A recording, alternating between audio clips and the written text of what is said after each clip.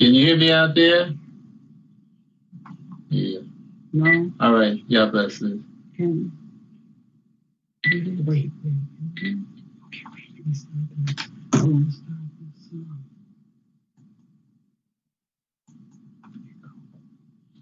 Peace, everyone. Glad you can hear me. Again, Yadida told me earlier that it was some things you might have seen it when she put it up in the screen that Esau or whoever came in and disrupted a couple of things. It was at 11:19 our time here, Central Time, 12:19 Eastern Time.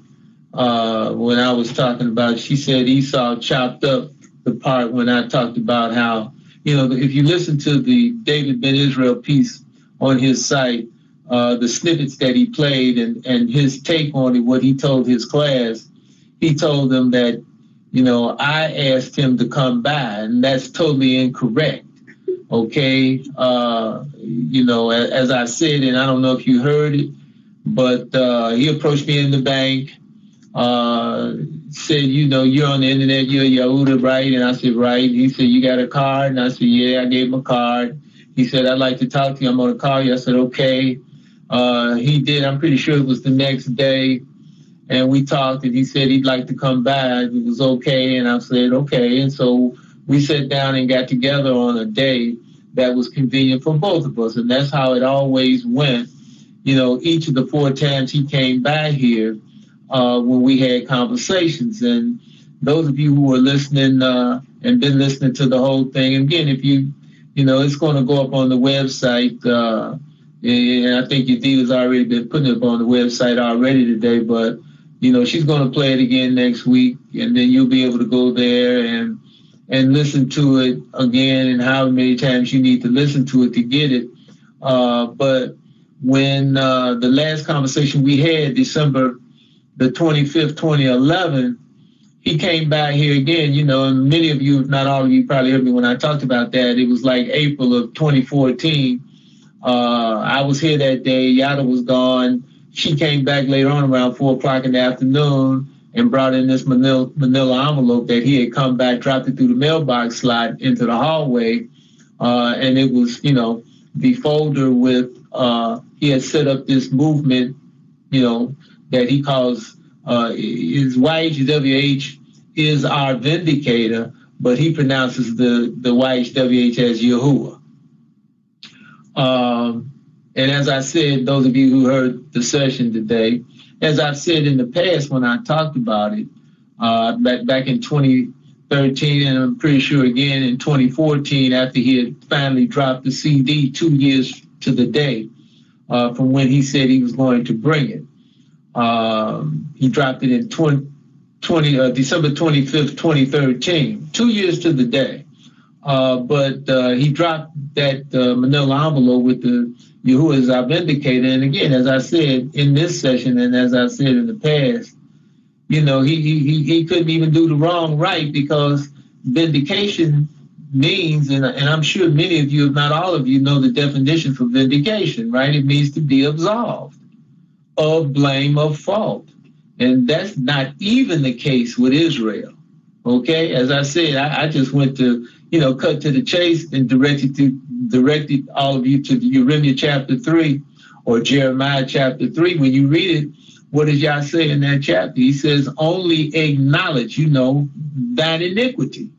Okay, because it's without question that Israel has sinned. Again, that's illustrated in Leviticus chapter 26, verse 40, 41, and 42, right? When he says, those of us today, we have to acknowledge the sins and the iniquities of our faculties that we have committed. And then we have to accept of our punishment. Okay? Again, she brought that up, and she also said they chopped up when I was explaining in regards to Passover, Feast of Unleavened Bread, and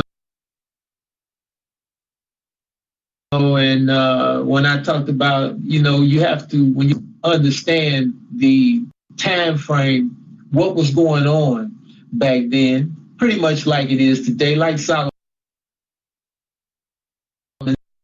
says in Ecclesiastes, there's nothing new up under the sun, right?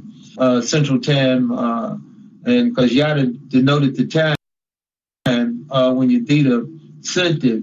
And I was talking about Moshe, Aharon, Moses, and Aaron, right? And they knew the Passover was over, because when Pharaoh's men came and got Moshe and Aharon to take them to Pharaoh, as it states in Exodus chapter 12, then those people, they knew the Passover was over. You follow what I'm saying? But the majority of Israel didn't know it was over yet. Okay, they didn't find out that it was really over until the Egyptians brought Moshe and Aharon back in haste, as it tells us in chapter 12 Exodus. The Egyptians were urgent upon them, and more likely than not, it was a cadre, if you will, a battalion of men, of his army, maybe more than that came back the second time with Moshe and Aharon to exhort, the Israelites to come on, let's go, get on up out here, take what you want, but leave. You see what I'm saying? So again, as I said, in the conversation, the initial conversation with David Ben Israel back in December 25th, 2011, that you can hear, that was recorded. But I also, stated these things to him in the previous conversation. The third conversation we had that wasn't recorded. Like I said, I heard when I listened to what he put up on his site in regards to that conversation and what he spoke to his class. You understand, he put the spin on things. He didn't tell them exactly what happened. And again, I'm pretty sure he mentioned that we had, and I know he did because I heard it. He told them that we had a previous conversation that wasn't recorded, the third conversation we had. I don't know if he said it was the third conversation, but the previous one. And but he didn't tell them, that I said to him, I know you understand. After about 2.5 hours of discussing this situation, I looked at him and I could see he understood it. And I told him that. I said, I can see you understand it. You're just being obstinate. And he dropped his head.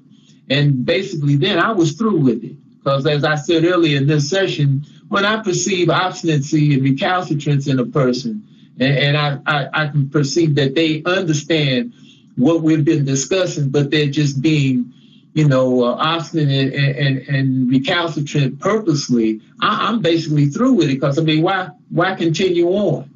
And that's what I saw in him. So when he came back a few months later, the last conversation we actually had,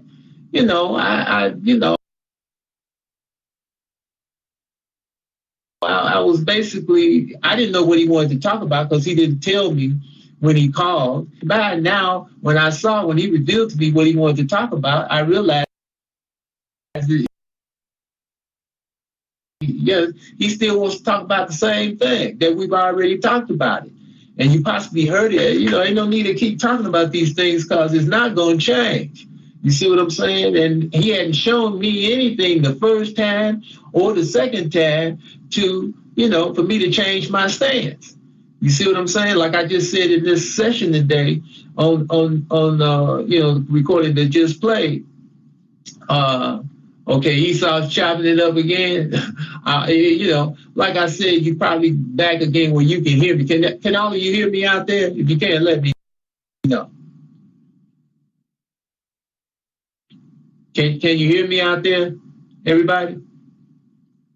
Okay, so again, when this is put up, because we're not going to just try to keep going back and back, but when it's put up, hopefully you'll be able to hear it in its clarity. And like I said, Yedida will play it again next week in its entirety with this Q&A. But basically, I'm sure all of you got the essence of it. And the deal is, and again, I'm not mad or, upset at David per se. I understand David. I just hate that those people who, you know, have heard what he's put up, those people in his class didn't get the truth of it. That's the main reason why I did this. You know, listen, you know, I stand up for what I say. And, you know, if you're going to, I've said this in the past about this other guy here in Chicago, if you're going to quote me, you know, make sure you quote me correctly. If you're going to tell a thing about me and your dealings with me in any shape, form, or fashion, or something that I've said, make sure you get it right. Make sure you get it correct. I have no problem about being quoted or being recorded.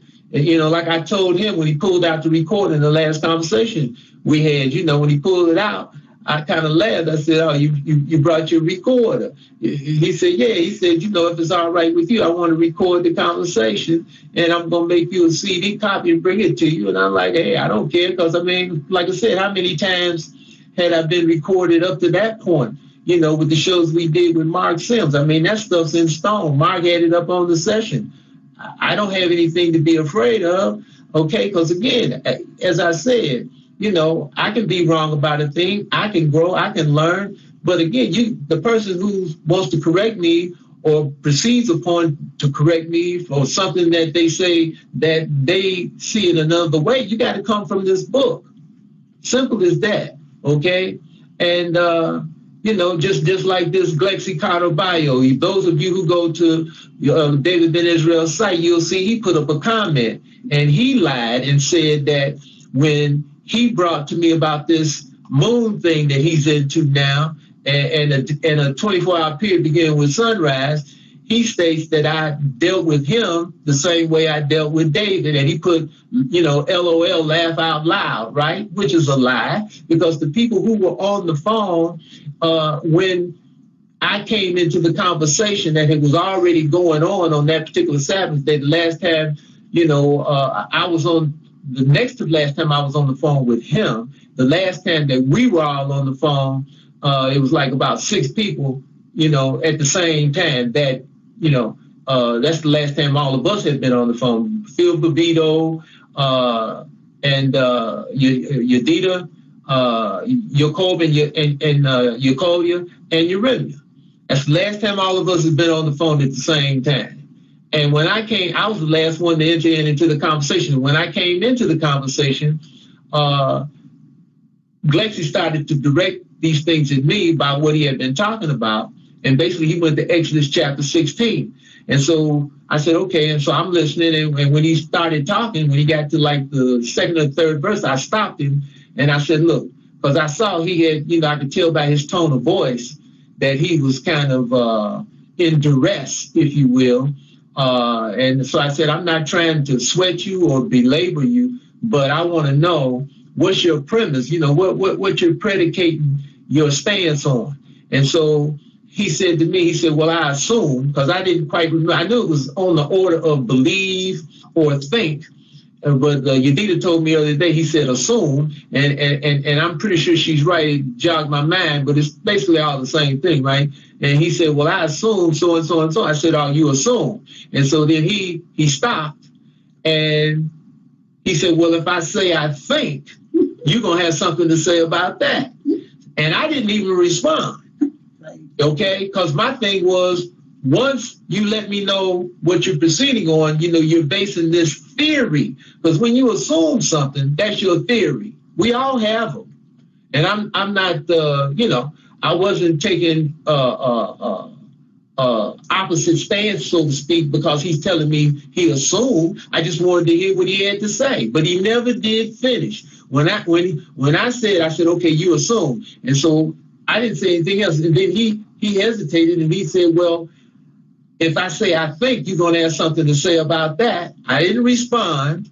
And then he said, look, he said, I'm never going to do the Sabbath day on Saturn day again. And he went on to say some things, and then he said, you know, so basically I'm leaving, I'm going to spend the rest of the day with my family, and he left out the conversation, okay? But the way he presents it, okay, on David's site, his comment is that when he proceeded to tell me his stance, you know, like I interrupted, I didn't want to hear it or something like that. That's not the case, okay? And, that's a straight out a misinterpretation and a spin job. See, because again, as any of you, basically, if you listen to the conversation with David Ben Israel, I think, and you got to remember, and this is too, I'm saying this definitely for those in his class, if they ever hear this, you got to remember and understand that this is not the first conversation. This is the second one, okay? And the first one, like I said, when we dealt with that day-night thing, I know we had dealt with it for a good 2 hours, possibly 2.5 hours, because I'm certain he came over here at noon that third time we had a conversation. He didn't leave till like about 4:30, okay? Basically, like I said, when it got to be around 3:30, 4 o'clock, it was right around in there. And I saw he understood, I was through with it. And I ended up telling him, come on, man, I'm getting ready to go upstairs and eat. You know what I'm saying? Because I'm through talking about this. And he left. But then, like I said, a few months later, he came back, wanted to talk. He didn't tell me what he wanted to talk about, but it ended up being these same issues. So I dealt with it again. But like I said, and you heard me say, you're trying to fit the square peg in the round hole. And that's why I kept saying, listen, if this is what you want to do, it's fine with me. You want to eat chicken, you want to eat turkey, you want to eat chicken eggs, you can eat turkey eggs if you want to. I don't care. You see what I'm saying? You want to eat cow's milk, you understand? That's fine with me, but I'm not eating it. See, he wants to say, and he has said, if you listen to what he tells his class, I'm interjecting my thing in the book. Like I said in this session, if you go and listen to that today, he just put this up November 27th. He has not grown one iota since December 25th, 2011, because he still sees that as David ate the cow's cheese, and it does not say that. So again, who's interjecting into this book? Okay, now today, Uremia called, and Uremia, we were talking, and he, directed me to a spot that I wasn't privy to. I know I read it, but again, I didn't recall it or remember it. But he directed me to a spot to me that is definitely cut and dry, and lets you know how our forefathers, without a doubt, understood that the new 24-hour period begins with dark. Now, go to Judges chapter 19, okay? And I'm just going to give you a little quick overview because I'm not going to read the whole thing. You can do it on your own. But the overview is, many of you who read the book, studied the book, this spot is talking about this a man who was of I think he was an Ephraimite, but he took a wife out of Bethlehem, Yehuda. Okay, so she was basically out of the tribe of Yehuda. Okay, he was a Lewite, excuse me. He was a Lewite, it tells you that in the first verse, right? He was of the tribe of Lewite. And I see what Uremia's on it, he's listening. Good. And he took a wife out of Bethlehem, Yehuda, that's basically out of the tribe of Yehuda. Okay? And you know the story, right? She played the whore. And so she left him, went back to her father's house, but she ended up, these men got her, raped her until she died. And so he ended up cutting her body up, dismembering her body into 12 pieces, sending them around a piece to each of the tribes to show, in other words, how degenerate, how the nation of Israel per se had sunken into this degeneracy, right? But I want to pick it up at verse 5, okay? And you see what it says here. And it came to pass on the fourth day, because this Lewite had gone to his father-in-law's house, his wife, his concubine, his wife's house, to her father. And check what it says. And it came to pass on the fourth day, when they arose early in the morning, that he rose up to depart. And the damsel's father, his father-in-law, right, said unto his son-in-law, comfort thine heart with a morsel of bread, and afterward go your way.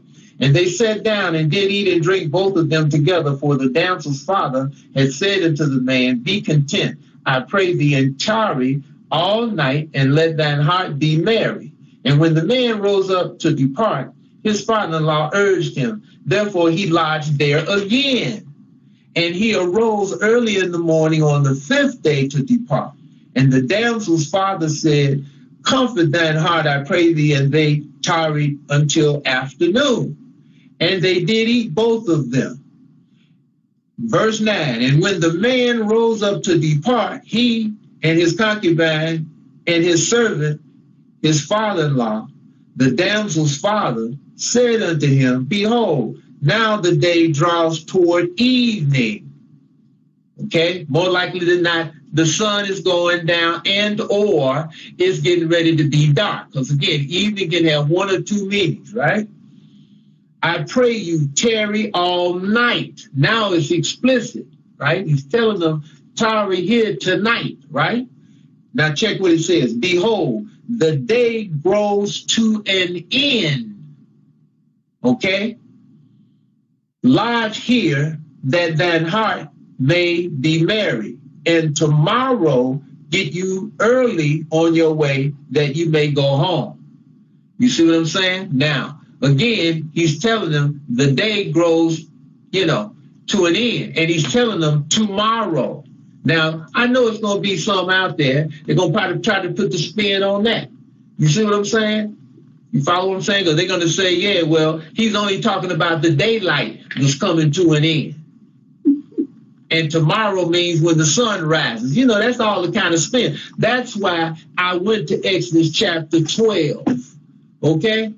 See, I went to Exodus chapter 12 because to me, that is unequivocal lock. That's why David and myself, he kept trying, when you listen to the conversation, he kept trying to make Passover be on the 14th day, Feast of the Unleavened Bread starting on the 15th day. But that's not what it says in this book. When you go to Leviticus chapter 23, which I did and showed him how, you understand, as well as chapter 12 Exodus, when you put those two chapters together, what does it tell you? Feast of Unleavened Bread, Passover, 7 days. Like I said, you understand, people go simple on me like he did, at one point, one say, so you saying Passover lasted 7 days? See, that's the kind of nonsense they come up with. You see what I'm saying? Again, as I told him, no, I'm not even saying that. But they both start at the same time. Okay? They both start at the same time. Passover only lasts however long it lasts. And I wouldn't think it lasted no longer than maybe an hour, hour and a half tops, if that. You see what I'm saying? Like I said in the past, how long does it take Yah to drop the firstborn man and beast? I would think he could have killed him in a minute. You follow what I'm saying? And then, but Feast of Unleavened Bread has already begun too, right?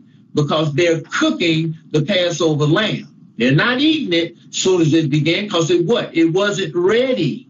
That's why Yah had them, started cooking it when the sun went down, as it says in Exodus chapter 12, on the 14th day. The sun had just gone down. In other words, it says evening, right? Evening there means the sun has gone down. We know it can't be on the 14th. You see what I'm saying? Because again, it tells you in chapter 12 Exodus, as I pointed out, verse 8, right? They didn't eat the flesh, the unleavened bread, and the bitter herbs till when? That night. Okay? There's no way they're going to be eating the flesh, the herbs, and the unleavened bread, right, on the 14th. You see what I'm saying? They were eating it that night. Night is explicit, right? Dark. And it had to be on the 15th day. See, that's a lot there. Okay? That's how I see it. But again, he saw it too. He saw it in the first conversation. But he's being obstinate. And I still see he's being obstinate. That's why to this, here it is almost exactly 4 years later. And he still is saying, okay, because if he wasn't, he wouldn't have put that up last Friday, November 27th, 2015. But he's still saying that David, okay, 2 Samuel chapter 17, David ate cow's cheese, cheese of kine. He's still saying that, and it doesn't say that. So who's interjecting in the book? Who's putting what they want to put in the book? Simple as that, okay? But I had to take issue with it because, you know, if you listen to it, if you haven't listened to it and you listen to it, you're going to hear the people in his class, you know, they're going to say, I'm stubborn, you know, which again, he takes that and charges me with being idolatrous. You know, it's like witchcraft because he took him to 1 Samuel in regards to Saul, okay? You know, you hear him say, I'm a grumpy old man, okay? You follow what I'm saying? Stubborn, and as you'll see, Glexi Cartaballo in his comment on David's site saying I'm arrogant and prideful. And again, you know, if that's their take on me, that's fine, but at least get the story straight. Get what happened, you know, between me and them. Get it right. Tell it right. Tell the truth. And let, you know, people can judge how, you know, they have to judge the way they have to judge. I mean, again, you know, Leviticus chapter 20, verse 25, right? We must discern between the clean and the unclean, between the righteous and the wicked. You know what I'm saying? That's what we got the law for, right? So, you know, that's up to all of you and whomever else that hears this to discern. But at least I'm going to put it out there what really happened and not with any kind of fat or spin or adding or taking away from what really transpired. Because I didn't pursue David. I didn't know anything about David other than what Mr. Caston had mentioned him to me, but I didn't know who it was. I didn't realize who he was till the second time he came over here. And again, the way he played it, you understand, he never mentioned how he had gotten the flyer. He never said that to me, how he got the flyer. You know, that he had the flyer for so long. Okay, because he had the flyer for a few years before we just happened to chance meet in the bank. Again, I wasn't in pursuit of him. You know what I'm saying? I didn't know anything other than what Mr. Caston told me about this young brother. Mr. Caston said was sharp. But again, when Mr. Caston told me this person was sharp, well, then I understand Mr. Caston. You see what I'm saying? Like I said to all of you before, and it's up on the website, right? When a person has, say, you know, comes out of the dark to a degree and starts to awake and gets 5% illumination, right? Quite naturally, they think their illumination is great because they're basically around people who don't have any. You see what I'm saying? But they don't realize that their illumination is not that great. You know, it's just like myself. I don't know what scale of illumination that I have, all right? But I know, you understand, it's things that I don't know, I don't understand, that has to be revealed to me as time goes by. Just like I said in this session, I've said before, you know, with the sweetener. You know, when David and I had the conversations we had, you know, I wasn't privy to even the honey and the bee being unclean. Like I said on this session, y'all brought that through Uremia, okay? And it took me about 10 days before y'all allowed me to truly understand that. And I've talked about that.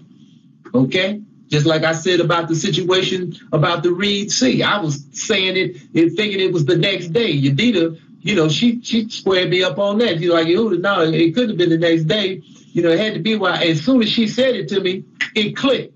And I said, you know, you're right. I've been saying that wrong. You understand? Because I know they were hung up, you know, or at least Pharaoh thought they were hung up in the wilderness. And they had to have time to get to the Red Sea, which was, you know, a distance away. So they could have been in the wilderness about 2 or 3 weeks or something like that before actually Yah hardened Pharaoh's heart and he sent his army after him. You see what I'm saying? So it's different things that, you know, I've acknowledged. I'm not averse to learning, but you've got to show it to me in the book. Sometimes a person can say something to me, it clicks immediately. Just like I just said about Glexi Cartaballo, when he said to me what he said to this other person, okay, who he was going around and around with, he told me, and the person was railing on him, saying that he was following me and demeaning him and denouncing him. And then, you understand, Glexi said, he told him, he said, well, you know, isn't y'all the first and the last? And this person said, yeah, that's right. He said, well, then, because the whole thing was that they were going around and around, and this person was demeaning Glexi on was that a person can live forever. You know, this person had already been calling me a few times, and we had these discussions, and he stopped calling me, so he started working on Glexi. And when Glexi was holding the line on this same topic, then he wanted to demean him and say he was following me. He's like, he was calling him Yahuda Jr. You just Yahuda Jr. And then Glexi said to him, and this is how Yah operates. Yah illuminated Glexi to this. He said, well, isn't Yah the first and the last? And this guy agreed, yeah. And so Glexi said, okay, well, if Yah's the first and the last, how can one person live forever? Soon as Glexi told me about this conversation, it clicked on me. And I immediately said, I said, that's absolutely correct. I said, I never thought of it like that. I said, but I'm going to start using that because that immediately cuts to the chase. Okay, and those of you who've been following Yah righteousness meticulously, I have been using this. I've talked about this in the past. See, but now this same Glexi Caraballo says I'm arrogant, and prideful. You follow what I'm saying? And like I said, even that ain't the first lie he said about me. He said that to some of the others. Another lie too about me, and they told him I didn't say this because they were sitting in on that conversation. Like I said, that next to last conversation, him and myself had, right? But, this is the kind of stuff, that I've come to deal with. Like I said, this is not the first time, okay? I like I said in this session, I've been around here a little while, right? I've gone through different scenarios. I've seen people on this path fall by the wayside for whatever reason. Okay, some of these people that fell by the wayside, I knew them very well. They were in my eyes view, okay, not where I just talked to them on the phone, okay, but basically, it was something or some things that knocked them off this path. That when they saw that they didn't really have it in their heart to do this, then they tried to derail me. See, but again, Yah allowed me to be able to see that and understand that. And then after a period of time, he got those people away from me. One of them I had to literally run away from me. Okay, kind of like Nehemiah did in with Tobia, you know what I'm saying, in the book of Nehemiah. But again, this is, I understand these things, these are life lessons. You're supposed to learn them so that, you log it. And you might come face to face with a situation like this again in the future. And it's more quickly to be identified when you do, okay? So this is why, as I said in the past, some in this movement, when we had some that fell away here at the beginning of this year and went off into this moon nonsense, and this nonsense talking about a 24-hour period begins with sunrise, you know what I mean? They was like kind of shaken by it, because when you're on this path, you become, you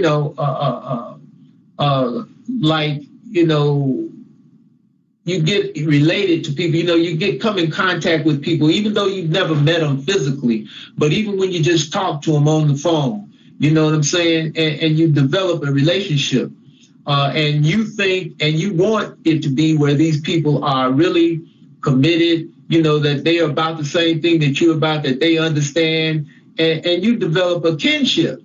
And then when you see one or whoever, how many ever fall by the wayside and come up talking some nonsense, it kind of shakes you initially. But, you have to, like I said in the past about this situation, we develop somewhat of a hardness, a callousness that you have to a degree, but it's predicated on understanding. It's not predicated on emotions, or it shouldn't be, right? Because if it is, you really don't understand, right? But you develop a hardness predicated on what you know, and you understand that people come into this movement and they fall by the wayside, okay? We're going to see some more of this, okay? I'm just letting you know now. You're going to see some more of this, okay? This is why you follow me with when you come into this awakening, right? And you are around people who who you looked upon, you were a friend to, you looked upon as your friends, relatives, quote unquote, loved ones, and then they reject you when you bring them this illumination, this knowledge, they come at you different ways, trying to knock you off this path, trying to turn you around and bring you back, quote unquote, into the matrix. And you see them, and then you have to make these decisions. Some can make these decisions, some can't. Some can understand and draw the line, even with those who they care about. You know, whether it's father, mother, sister, brother, uncle, aunt, grandfather, grandmother, so-called friend, they can draw the line. It's not that they dislike the person or hate the person, even though some of these people try to bring that to you that way. Okay, they try to play on your emotions. You've got to be able to understand that, separate that emotionalism out of it, and deal with it from an understanding stance, okay, an understanding view, because that's what we have to rise to, lift the bar to the highest level of understanding. And it has nothing to do with emotionalism. And those people, like I said, you get different ones, they try to come at you from an emotional standpoint, to break you down, okay, to make you be emotionally inclined, you know, to do what they want you to do. You know, they'll come at you with, well, you don't love me, you don't care about me, I'm your this or I'm your that. You see, trying to get you, break you down. And they come all different kind of ways. You follow what I'm saying? Husband, wives, wives, husbands, okay, come all different kind of ways.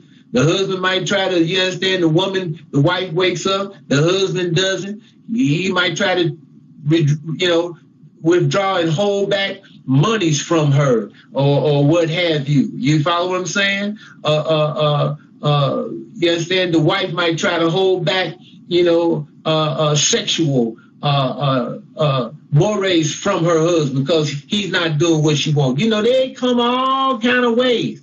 And we are in this furnace of affliction, and that's part of it. And we have to understand that and don't get emotionally inclined. Just understand, okay? And when something like that happens, then, hey, you got to draw the line, take a stand, put your trust in Yah, right? And if you're going to be about Yah, then you go with Yah. Simple as that.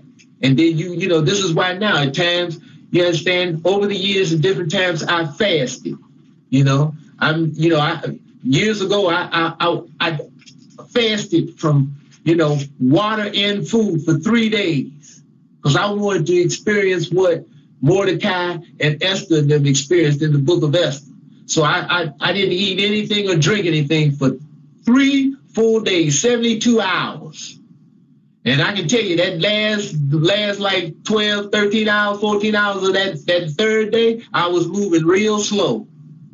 Okay, because when you don't drink any kind of liquid, when you get into that third day, you moving slow. You're not moving real fast. Okay, because they call it a dry fast. Those are really not good for you because, you know, like this Gentile told me, we was talking, he worked at this health food store on the last day I went there. And we got to talking and we knew each other for years just in a business relation because he was working at this one health food store I was going to way back. This is, like I say, back in the 80s. And he went to 2 more health food stores that I patronized before he finally retired.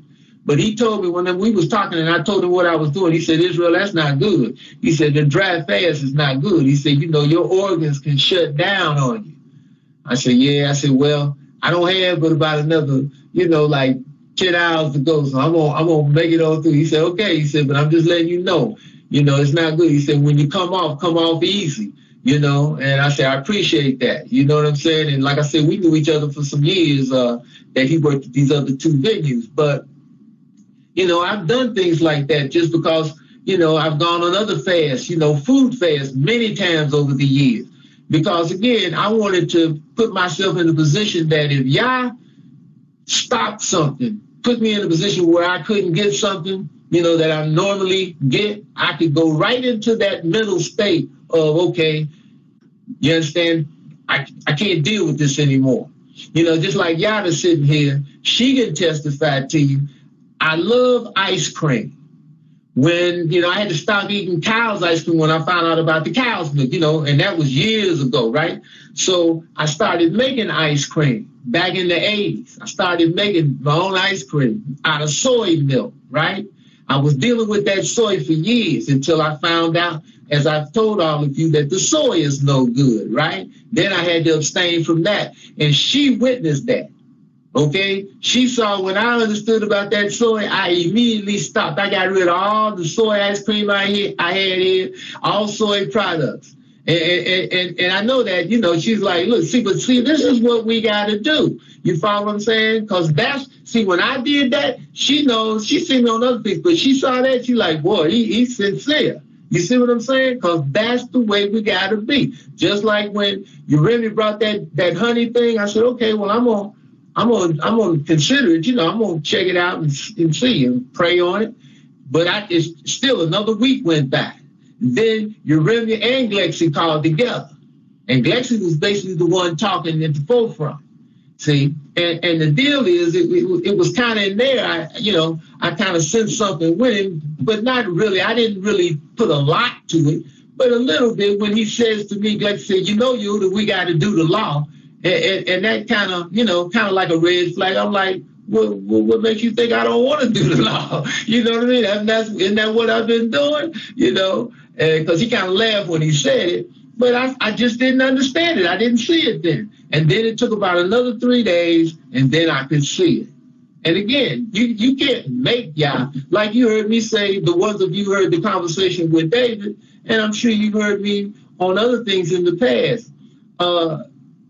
You know, I can't make anybody understand. I don't have that power. If I did, everybody would understand.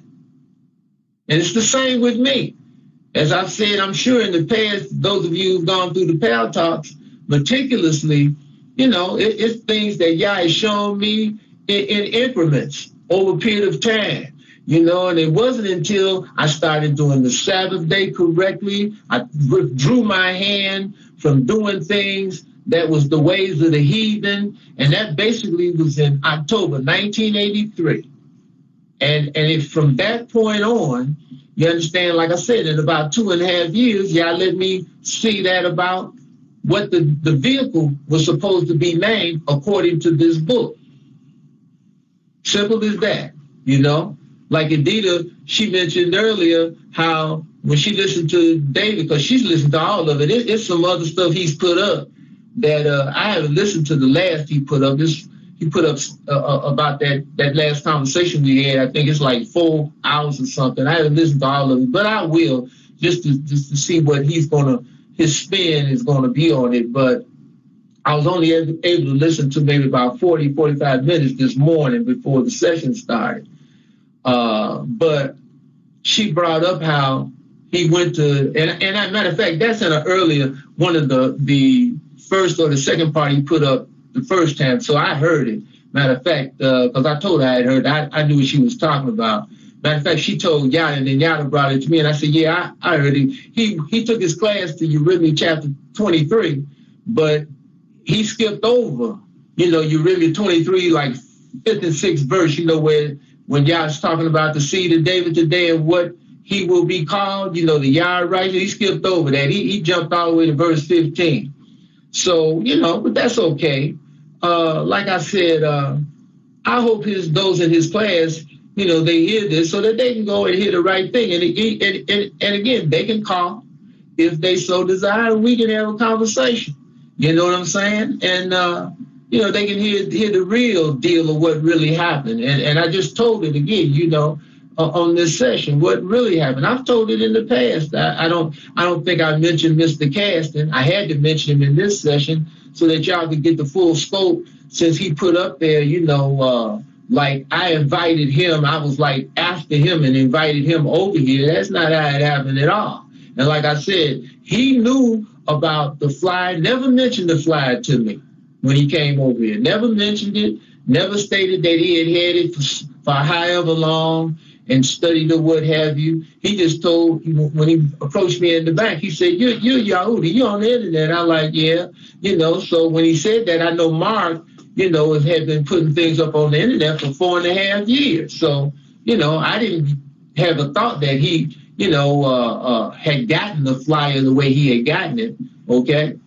But again, people change things. They don't tell it all. I'm meticulous in telling every little thing, as I'm sure many of you know now. I don't like to leave out anything. If I do, it's not on purpose, but I do my best to put everything, every little thing in there so that you can make a true decision yourself. Okay? And again, just like when David, those of you who heard it, you might have heard him talk about to his class how I talked about the King James Version is the one to be read. And, we had a conversation about that when he came over here, and he was like, no, he said, the JPS, the Jewish publication, is the best one because in Yeshaya chapter 7, it says, like a young girl or young maid. It doesn't say virgin. And I'm like, yeah. He said, when you see it like that, you don't get a thought of Jesus. And I told him, I said, when I read it in the King James, I didn't think it was talking about Jesus.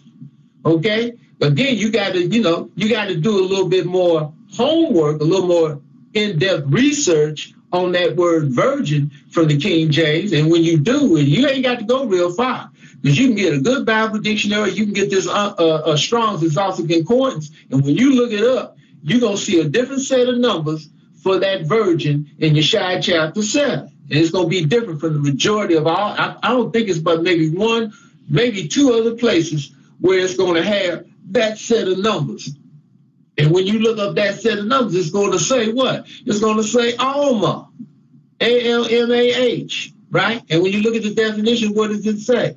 It says a young maiden of marriageable age. Okay, that married, a young maiden of marriageable age. So that lets you know right there, it's not talking about, you understand, a woman in the matter of virgin as we know the word virgin means. See, but I'm going to read you a few things out of this JPS because I don't think he played that in the snippet that he just put up. Those of you who've heard the total conversation, that he recorded, you heard me at one point say to him, I said, we were sitting downstairs, and I said, David, he kept, promulgating this JPS, this Jewish Publication Society Virgin, with the Edomite on one side and the English on the other. You read it from right to left, right? And I told him, I said, David, I said, look over your right shoulder. Okay, because we were sitting up in the front of the basement. I said, look over your right shoulder all the way on that back wall back there. I said, you see that bookshelf? I said, look down at the second level above the floor, the second shelf above the floor. I said, over in the corner there, I said, you'll see a double volume of the JPS. I said, those are the first two books I actually bought. Okay, I got them in 1975. Okay. You understand what I'm saying?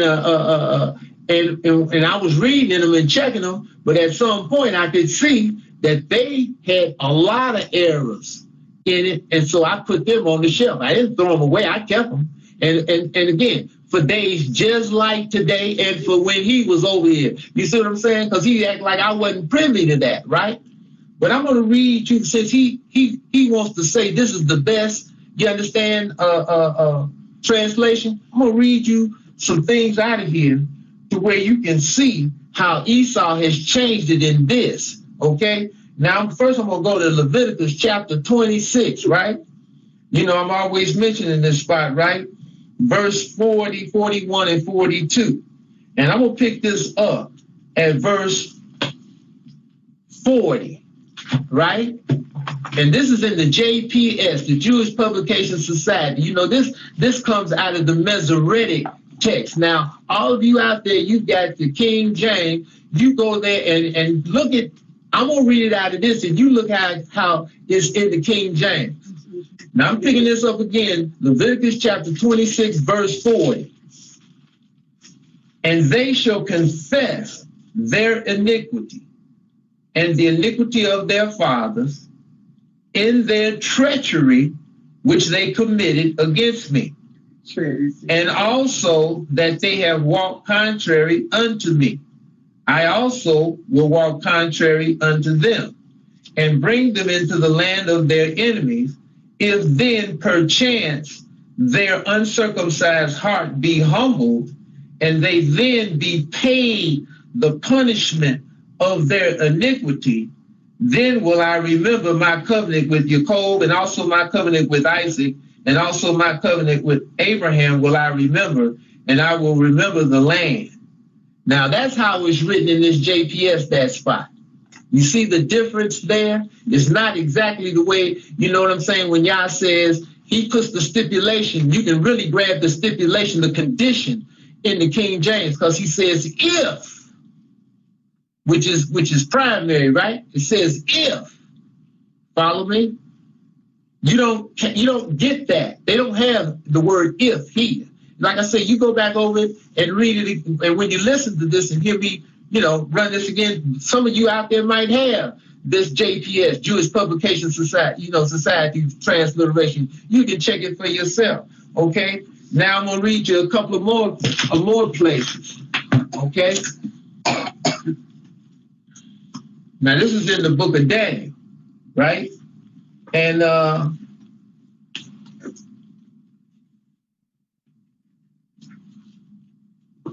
I'm going to, wait a minute now. Okay.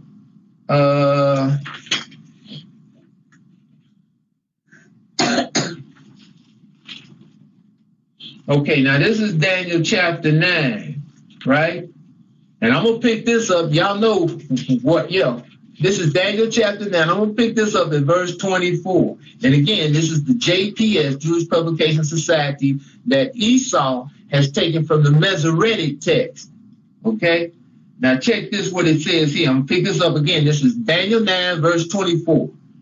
70 weeks are decreed upon thy people and upon thy holy city to finish the transgression and to make an end of sin, and to forgive iniquity, and to bring in everlasting righteousness, and to seal vision and prophet, and to anoint the most holy place. Know therefore and discern that from the going forth of the word to restore and to build Jerusalem unto one anointed, a prince, shall be 7 weeks and 62 weeks. It shall be built again with broad place and moat, but in troublous times.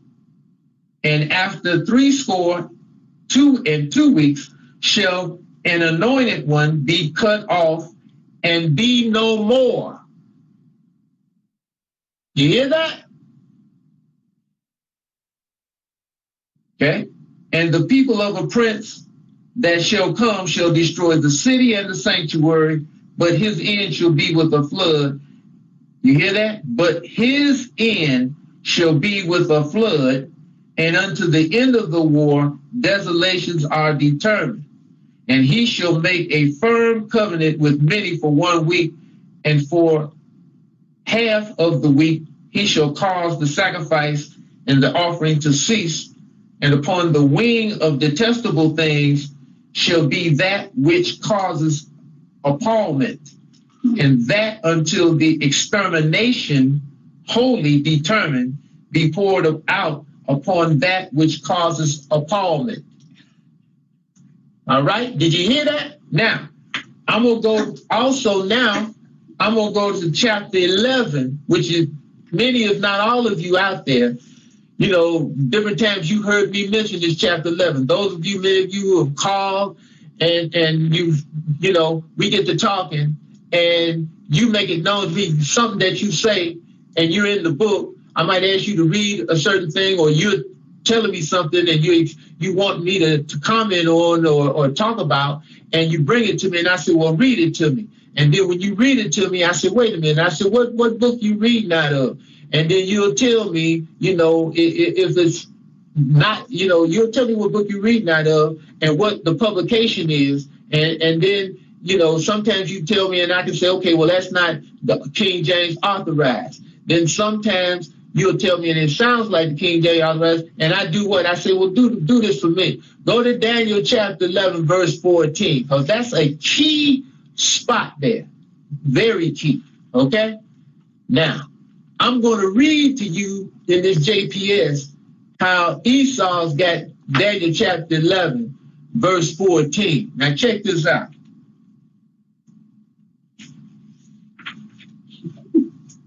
And in those times, there shall many stand up against the king of the south. Also, the children of the violent among thy people shall lift themselves up to establish division, but they shall stumble. Okay? You hear that? Okay? The people of the violent, you know, the violent among our people, how you going to get Esau out of that? Because we know it's plenty violent Israelites, right? Now, I will also read you this, okay, out of Ezekiel, out of here. Okay, hold on. I'm going to Ezekiel, and I'm going to Ezekiel chapter 7. Okay, and I'm going to read you this area. Matter of fact, I already had it marked. Here it is. Okay, Ezekiel. This is in chapter 7, right? And I'm going to pick this up at about I'm going to pick this up at verse 19. Now, this is Ezekiel chapter 7, verse 19. All right? Okay, you ready? Now, here we go. They shall cast their silver. Matter of fact, let me go back one more. I'm going to go back verse 17. All hands shall be slack, and all knees shall drip with water. They shall also gird themselves with sackcloth, and horror shall cover them, and shame shall be upon all faces, and baldness upon all their heads. They shall cast their silver in the streets, and their gold shall be as an unclean thing. Their silver and their gold shall not be able to deliver them in the day of the wrath of Yah. They shall not satisfy their souls, neither fill their bowels, because it has been the stumbling block of their iniquity. And as for the beauty of their ornament, you hear that? I'm going to read that part again. Listen close. And as for the beauty of their ornament, which was set for a pride, they made the images of their abominations and their detestable things thereof. Therefore have I made it unto them as an unclean thing. And I will give it into the hands of the strangers for a prey, and to the wicked of the earth for a spoil, and they shall profane it, or they shall profane it. I will also turn my face from them, and they shall profane my secret place, and robbers shall enter into it and profane it. Now, they do have the robbers in that place. They didn't have it. They took it out of 11:14. Okay? Again, that's a key area there, because it's telling us in 11:14, right? As I've pointed out in the past, verse 3 in chapter 11 Daniel, that's the inception of the Greek kingdom, or the third kingdom of man. So when you get down there to verse 14, you're inside the Greek kingdom. And it's telling us when the descendants of Esau, the robbers of our people, would start to exalt themselves to establish division, of which we see historically, right? Because we see the Maccabees, Osmoneans rose up. There's some of these history books, these Bible dictionaries, they tell you 175 BCE Mattathias, right? The progenitor of Judas Maccabee, who became Judas the Hammer, right? And John Hyrcanus, his sons, right? The Maccabees, they became known as after Judas Maccabee, right? But again, the guerrilla war really jumped off when Antiochus Epiphanes in 168 BCE, when he got in control of the Holy Land and wrested it away from the Ptolemy boy that was down there in Egypt, this is talked about. You know, again, I've directed all of you before, Daniel chapter 11, when you pick it up at like verse 26, 27, in the 11th chapter, right? That's when Antiochus Epiphanes went against the Ptolemy boy in the south, in Egypt. And then he came out of Egypt with many riches and spoil, right? And he came, and his indignation, as it says, was against, you understand, the Holy Covenant. And he came to the land, to Jerusalem, as I said in the past. He like, okay, new sheriff in town. Ain't gonna be no more of this worshiping this Yah and doing this daily sacrifice. You follow me? So he stopped the daily sacrifice, as we said in the past, right? December 25th, 168 BCE. And as we pointed out in the past, even to this day, with the calendar that we've got, right? Those 2,300 days that the daily sacrifice will stop.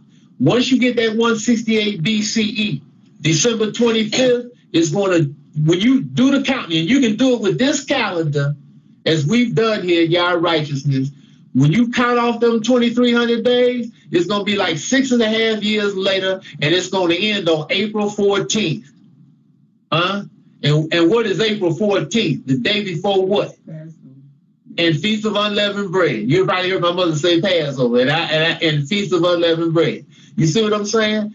2,300 days, right?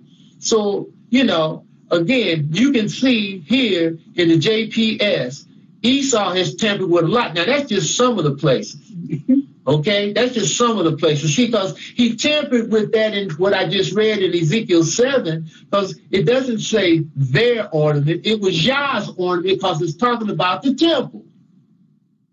You understand? Because that's when, you understand, Yah is talking about how, what he was going to do. He was going to bring Nebuchadnezzar. Because remember, again, this is chapter 7 Ezekiel, right? We know Ezekiel didn't start prophesying until 592 BCE. The temple was destroyed by Nebuchadnezzar and the Chaldeans, right? And those people that were with him went 586, 6 years later, approximately, right?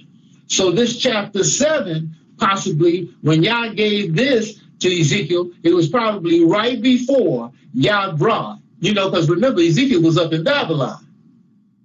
You see? So Yah is bringing this through Ezekiel to the people, you understand, who was already up in Babylon. And Ezekiel's telling them, you follow me, what was going to happen.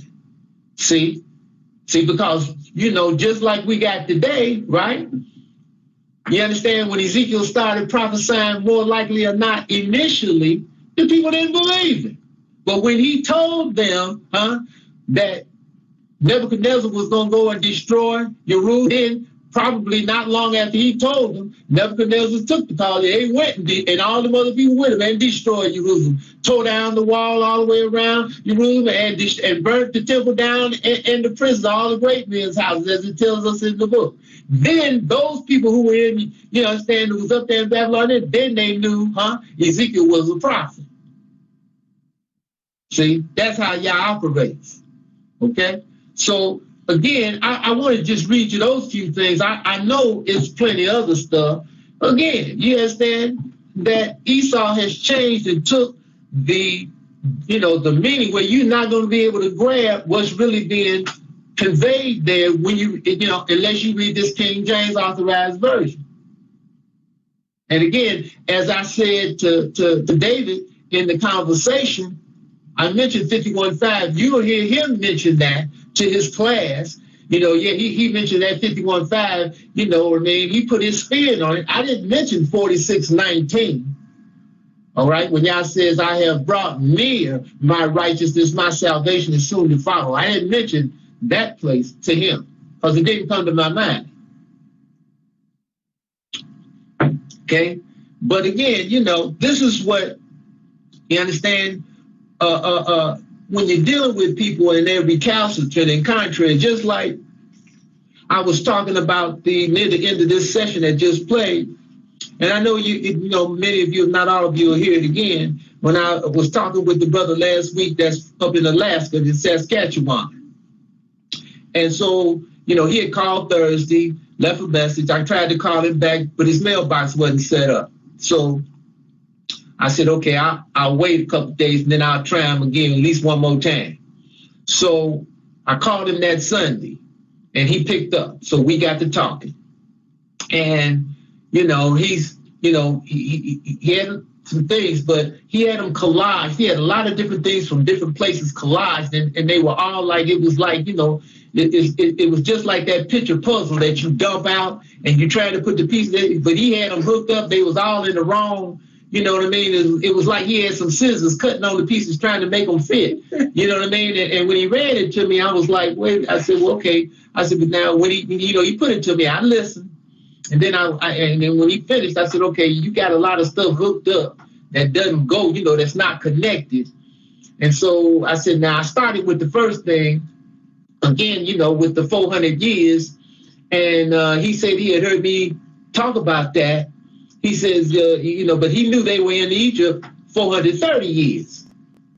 But he hadn't heard me evidently explain the 30 years.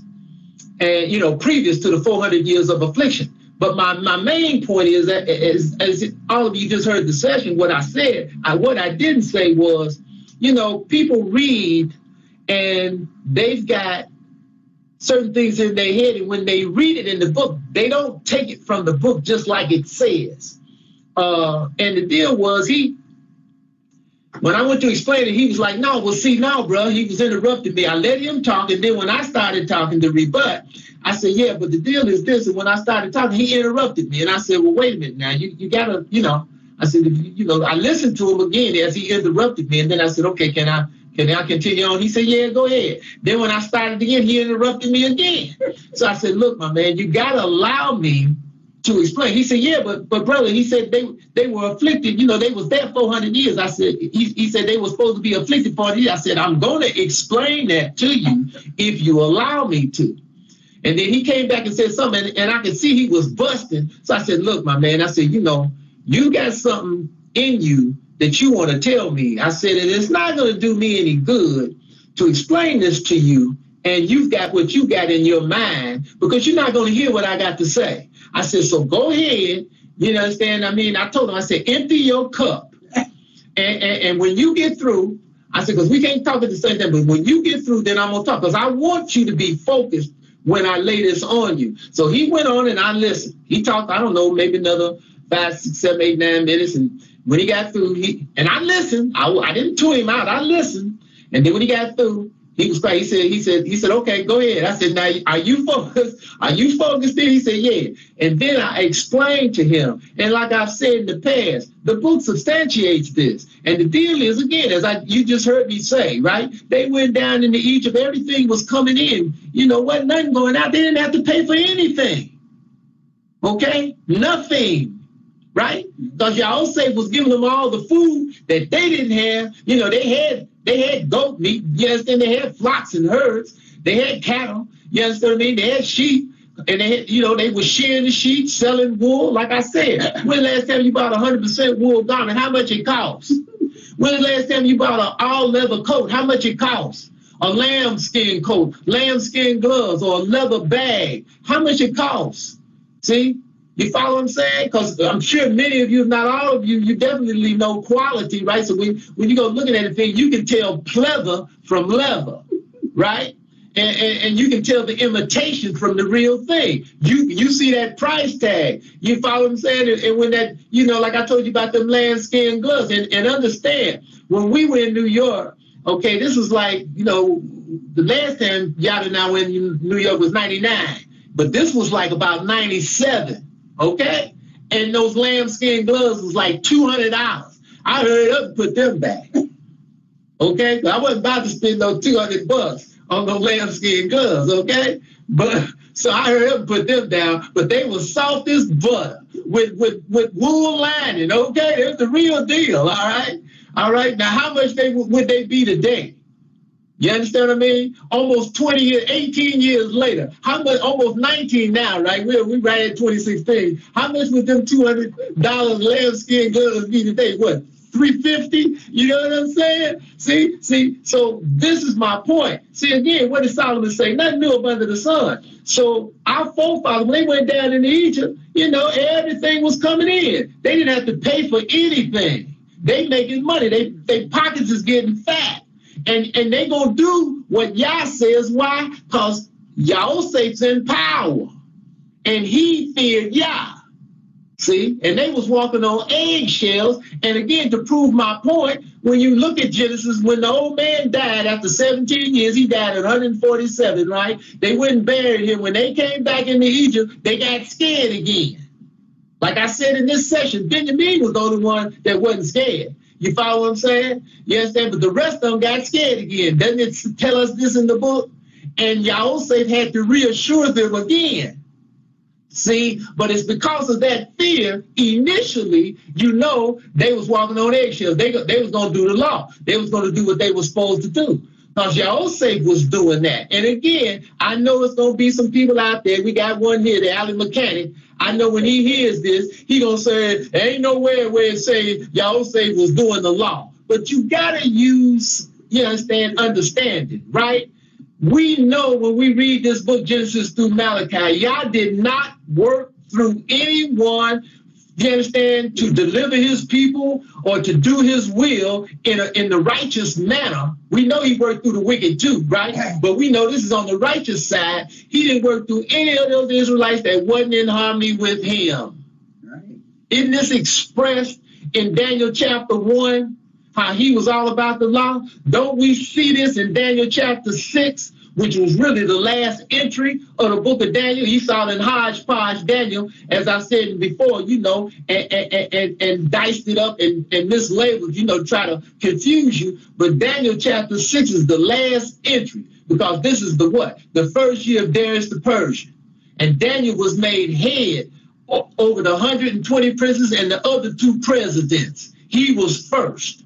And they were jealous. Isn't that what we see there? But we also see that it says Daniel did what? Every day he went to that window and opened it up toward Jerusalem and prayed 3 times a day, every day. Isn't that right? So we know Daniel was totally submitted and committed to Yah. This is also exemplified in Daniel chapter 1, is it not? He wasn't going to eat that garbage. He was privy to the law, as was Hananiah, Mishael, and Azariah, right? They wasn't going to eat that garbage. The rest of the Israelite youth, they was eating it. You follow what I'm saying? They had no faith. They wasn't standing on Yah, see? And we talking about youth. We talking about children. You understand what I'm saying? Like I said, maybe 14, 15, 16 years old. They was children. You're not considered an adult till you get to 20. At least a man till you get to 20, right? Basically, man and woman. Don't we see that in the wilderness? In the book, you understand? In the book of Numbers, when we know when they messed up, right? It was in Numbers, you understand what I'm saying? And they was, you know, all messed up. Yeah, Numbers chapter, 13, 14? And I talked about it in this session, right? And it was like we should have stayed in the land, the 10 princes, and got all the people. And then y'all said, okay, everybody from 20 years old and upward is going to die in this wilderness, right? So you're not considered an adult until you're 20.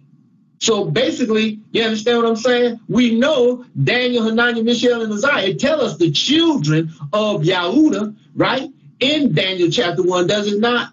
So they had to be under 20, and I figured, like I say, 14, 15, 16. I don't think any of them was definitely older than 16. More likely, it was around maybe even 13, 14, 15. But these 4 had faith. They trusted in Yah, and they were determined that they wasn't going to do anything outside that law. That's understanding.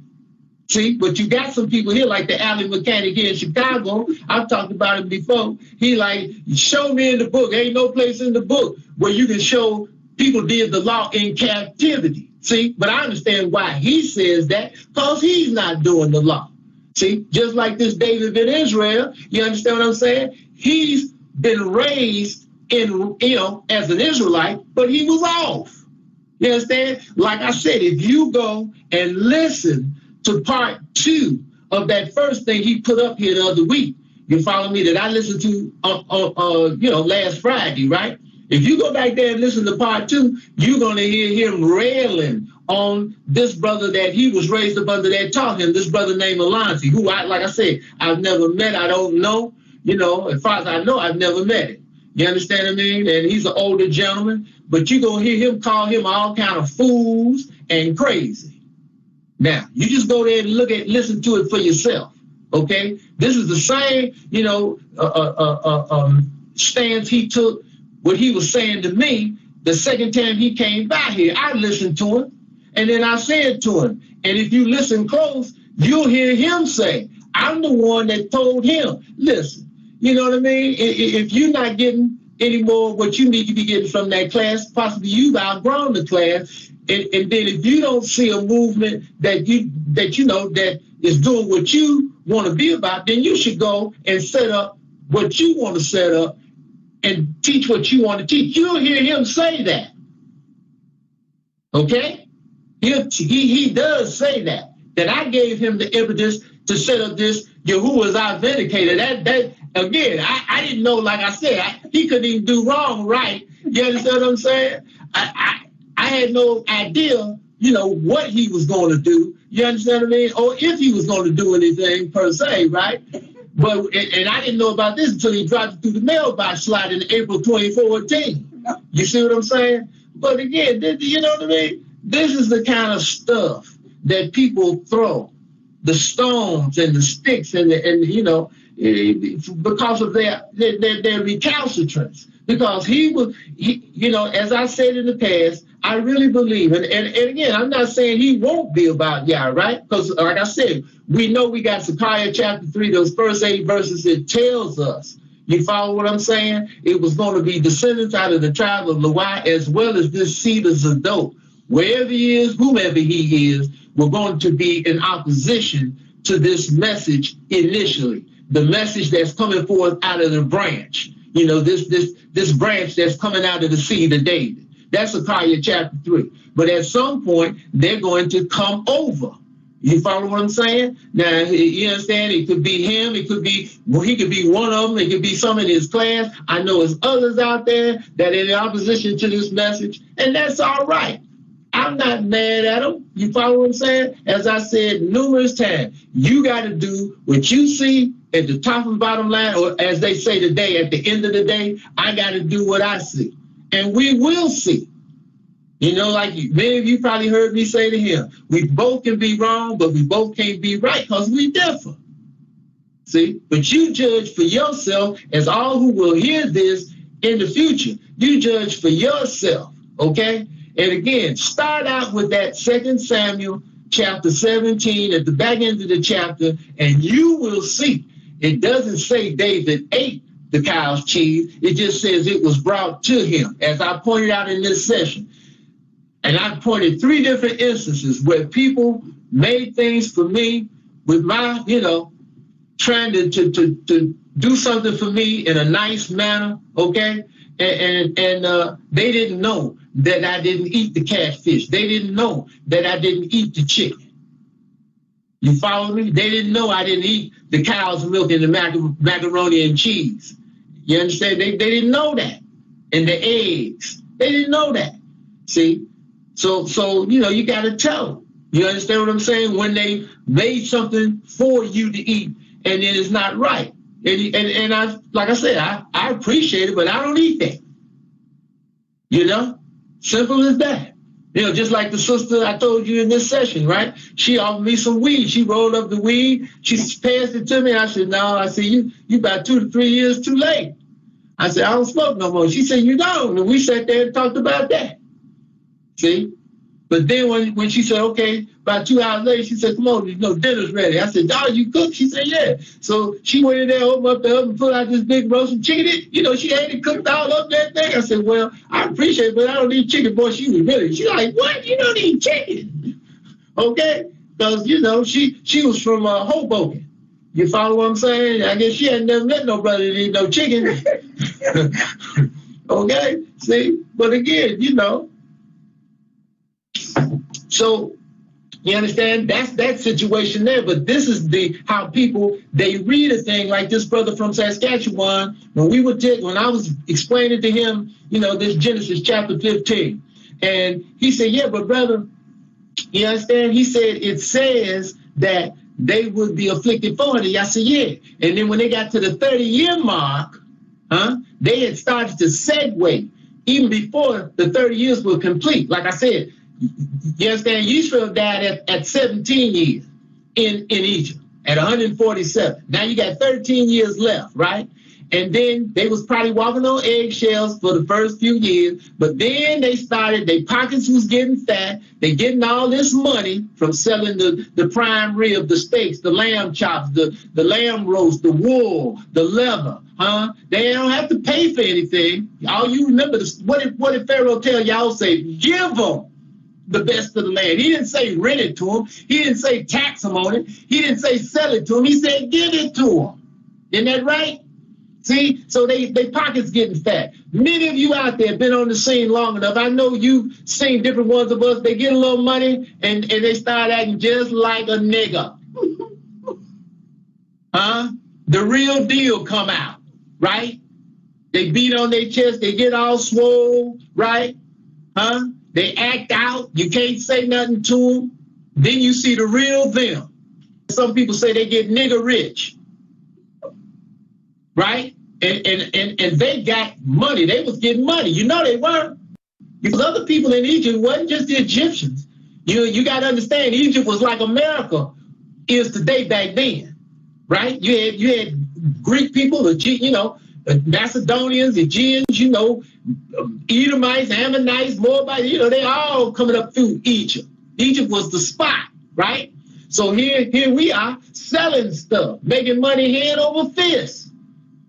You follow me? So now as they went on them next 13 years, their pockets is fat.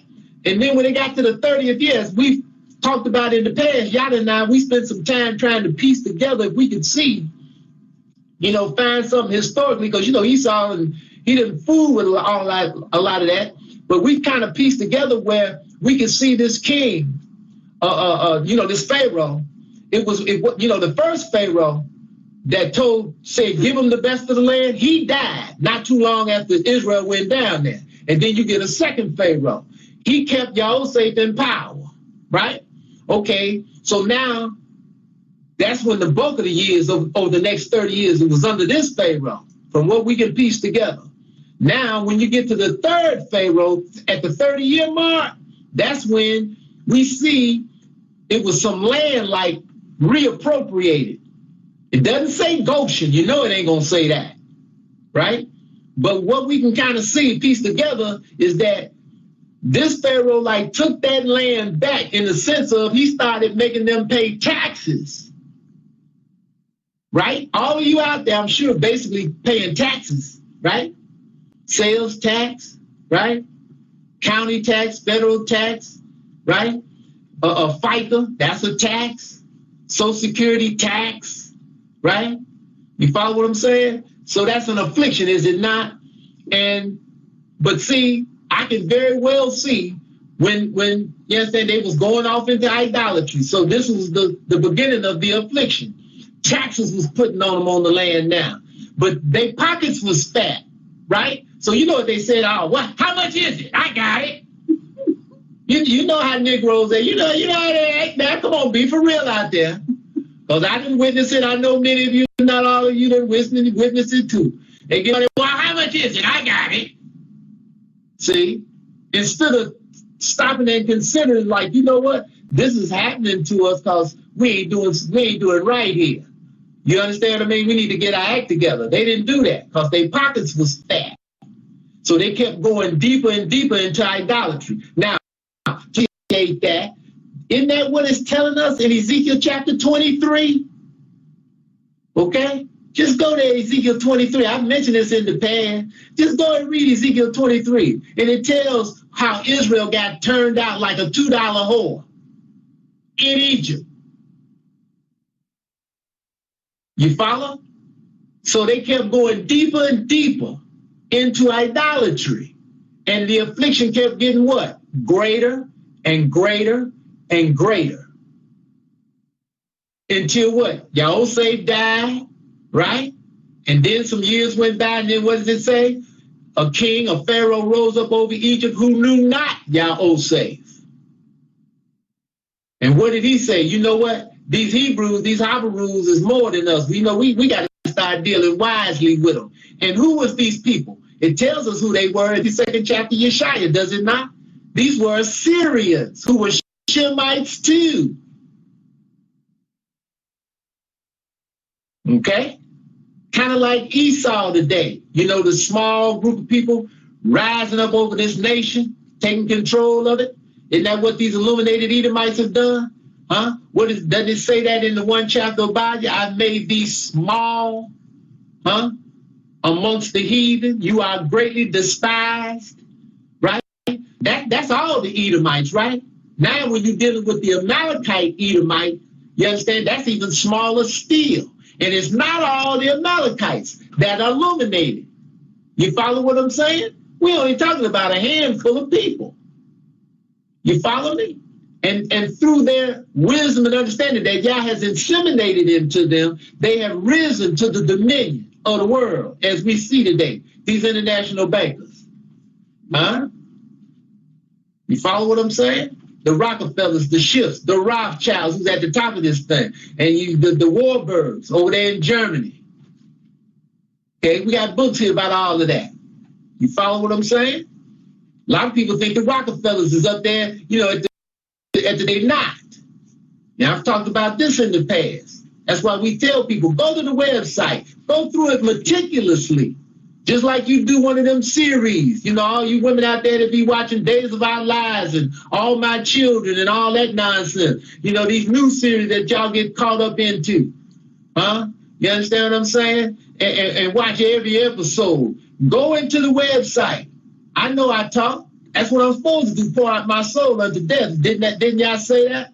Okay, but I'm talking about something. You understand what I mean? Keys, putting out keys. And when you go into the website, you might look at it and, man, he was talking for 8 hours. Yeah, but you understand? Go in there. If you can only sit and listen to an hour, listen to an hour. Then when you come back, pick it up where you left off. Listen to the next hour or 30 minutes. But come back where you left off until you listen to all of it. Take notes while you're listening. You follow me? Take notes. See? Just like I said, you know, you might be able to pinpoint it time-wise, just like the note that Yada had for me. So that's what she does. She headed to me telling me what Yadida saw. You understand what I mean? And what she said was Esau was fooling with it, had the time on there. You see what I'm saying? Take notes. Copious notes. Did you hear me say that to David? Those of you listening, copious notes. And I told him, go back and listen to your tape. You're taking these copious notes, but he must have went back. He went back there and listened to it. It still didn't penetrate. And why? Again, as I cited before, I'll cite again. As I say, you know, what is it? Ezekiel chapter 14. When you get those idols up in your heart, and you can be the idol. Again, because you always in the more idolatry. You ain't just worshiping one idol, right? Just like Saul, we see, and many others, right? Like David did in the situation of Uriah the Hittite. He put himself before Yah. That's why that's the only thing that Yah, you understand, say he wasn't perfect with him in. But as I pointed out, you understand, Psalm chapter 40, verse 26 and 20, what is it? No, that's about I'm getting confused. Proverbs 27, 26 and 27, but Psalms chapter 40, when you read it, David says there, his sins were innumerable. They were like the hairs upon his head. That's a lot of sins, ain't it? So that's not only counting the hair on top of his head, that's counting the hair on his face too. And that's a lot of sins, isn't it? But Yah only charged him with the situation with Uriah the Hittite. See, that's the point I was making to David. You follow me? We know David did wrong. See, he was trying to make David where David didn't never do no wrong. See?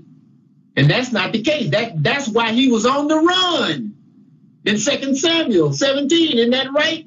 That's why the people was bringing him who you know, empathized with him, who was in league with him. They was bringing him and his entourage to food because he was on the run, running from Absalom. Why? Because of what he had done. See? So the deal is, you know, we got to look at things in reality, in truth, if we're going to be about truth. Because as I said, you know, here we are, this 2015, almost 2016, right? We've been awakened since 1896. How come we still here? We're talking over a century, right? At the same time, that's what makes these Edomites not Israel. They've been in the land since 1897. How come the temple of Yah is not here? How come Yah is not in his temple? How come the sacrifices is not being put on evening and morning? How come Jerusalem and Israel is filled with idolatry?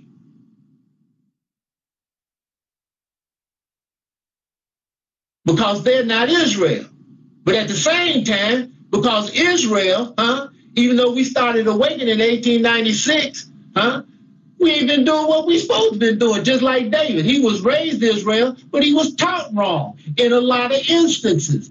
And that's underscored from his own mouth, what he says about his teacher now. He, like I say, he called him all kind of fool, call him crazy. Why is that? Because he knows now it was plenty of things that his teacher, initial teacher, didn't understand, didn't know. But I told him, don't be hard on Brother Alonzo. He did the best he could do. And at the same time, as I said in the past, I'm pretty sure I did. If I didn't, I'm going to say it today. You understand? David can't be all upset with Alonzo. You understand? When he started finding this stuff out, he was 44 years old. He's about 49 now, 48 to 49 years old. You understand? You were supposed to be reading. I can understand him maybe being even more upset if he was 15 or 16, but he was 44 when he was coming over here in 2011. You're supposed to be reading yourself. You follow me? It shows me he didn't really start getting illumination as he intimates when you listen to the snippet that he did in 2013 and this last one that he did. He doesn't. It seems to me he didn't really start getting illumination until he found out about Yah righteousness. When he got the flyer, and then when he started listening to Yah righteousness on the internet, he intimates to that. He never said that to me. Okay, have to. I ain't no accolades. I want out. I want to get Yah established. I want to get cleansed. I want my wife to get cleansed. I want my mother to get cleansed. I want all you out there who had that same desire. I want that for you. I want it for Gentiles, Hamites, Shemites. I want the world to be in total peace and all about Yah, in total submission to the Most High. I want to have sons and daughters who are the holy children. Chapter 59, Yeshaya. So now why would I want to taint or put a spin on and not tell the truth? Because again, like I just said, how come y'all ain't established yet? We talking over 100 years. We talking now like 119 years, getting ready to be 118? I mean, 120, what is it? 120 years next year since we started to awaken. I mean, how long is this people going to keep claiming and claiming? That's why, that last session, my main thing, I was talking about people claim that they're about the Most High. All this talk. See?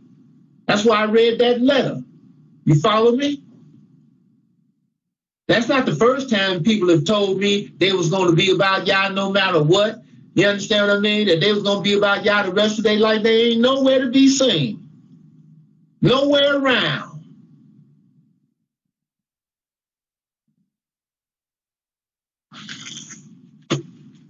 So these are the things, like I said, you got to look at this thing in truth. Go back meticulously. You understand? Check it out for yourself. Check out what he says. Listen to it close. Because this brother from Saskatchewan, like I said, when I started unfolding this to him, then it got to a place, when I read that, and I was going back in Genesis chapter 15, because when he called, I was cooking, okay? And so I was talking to him, and I said, doesn't it say that after, that Yah would bring them out? Because I asked him, I said, where, I said, because y'all brought this through my wife.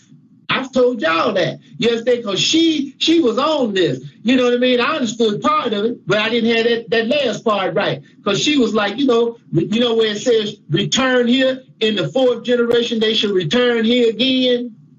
And she stayed on that because it wasn't setting right with her. You understand? Until y'all brought it through her. She said, check this out.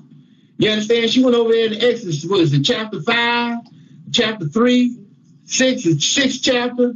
and it says that Moshe and Aharon, they fathered, and they went back a grandfather, I think it was. It's about 300 years in there, 300 and something years. So Moshe and Aharon was the fourth generation. You follow what I'm saying? And what does it say? It doesn't say when Yah was talking to Abraham in Genesis 15 chapter, he said, know for a surety, he said that thy seed is going to go into a land that's not theirs. They're going to be afflicted 400 years. I had to point that out to them. I've done this in the past with all of you. It's on the website, right? They were in Egypt 430 years, but they were afflicted the last 400 years. The first 30 years, they wasn't afflicted, right? They was afflicted the last 400 years. Okay, I explained that then. I said, then what does it say? And after then, I'm going to bring them out of that nation, and they, bring them to this land. And what it says that they're going to come out with much substance, right? And I shall judge that nation, and they shall come out with much substance.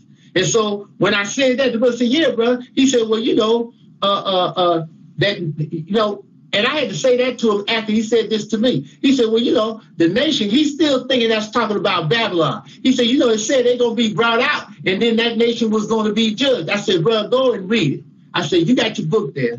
I said, open it up and read that spot. And he did. And then when he read it, he could see it said Yah was going to judge that nation and then bring them out.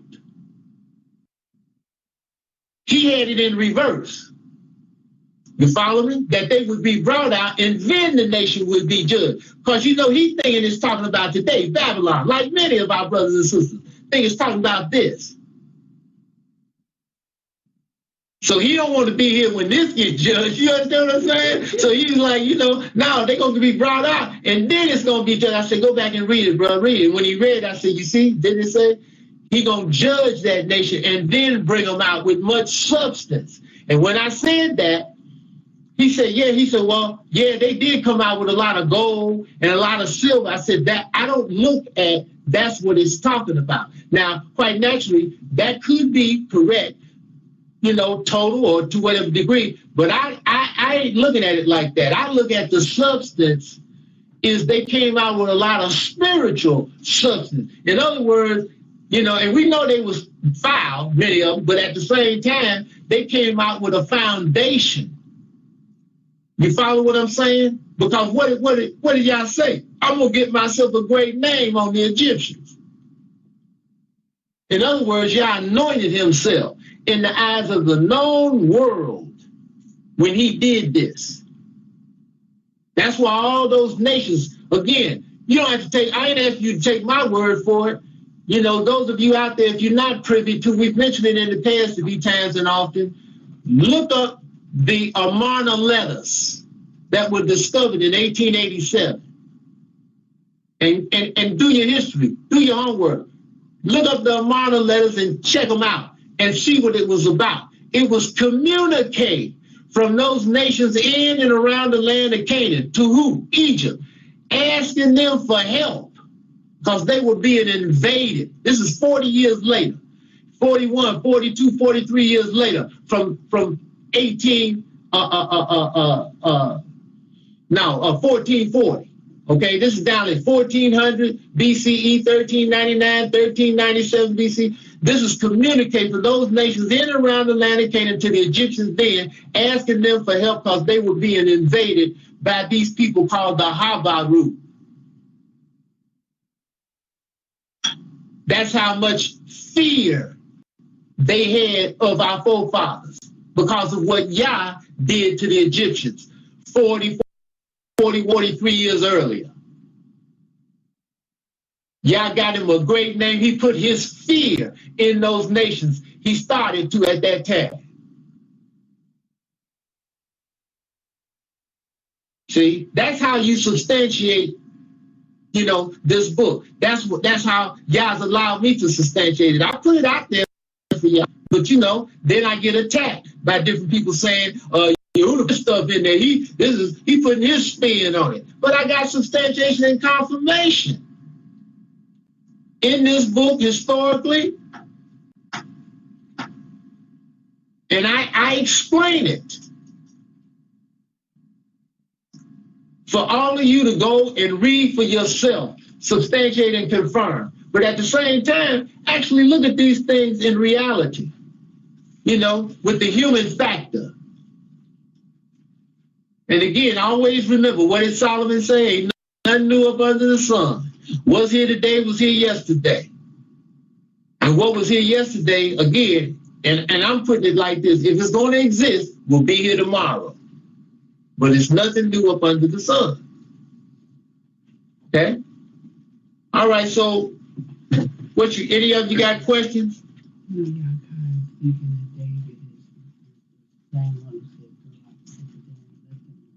Okay, you said, is this David the same person who said throw out the book of Daniel?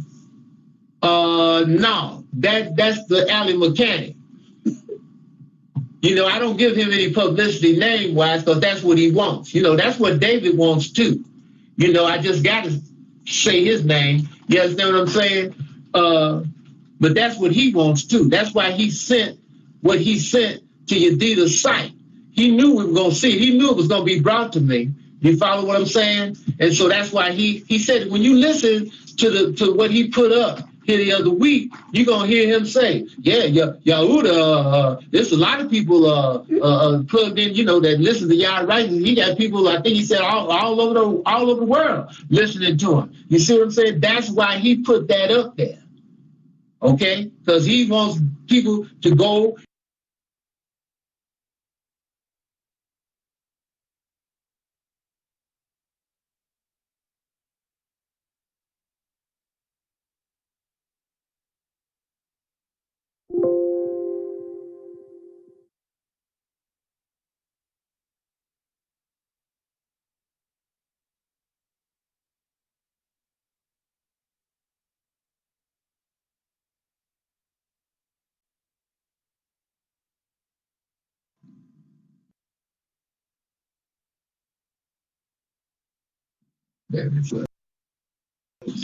All right, y'all can hear it.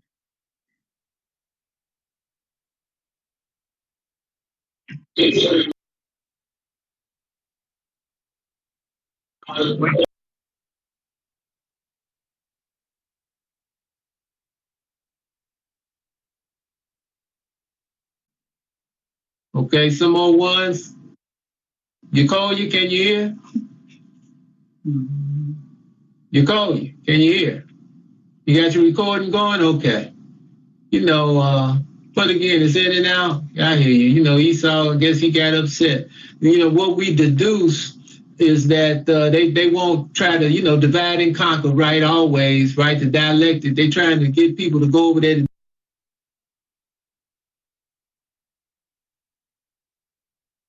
David, so they don't want y'all to hear anything about David when I get to talk about David. They want to get people to go over there to David's site because they already hip to David. They know that site ain't right. You know what I'm saying? The book, again, like I said, when you see that vindicator, that's, you know, it's basically dead and buried right there, right? But nevertheless,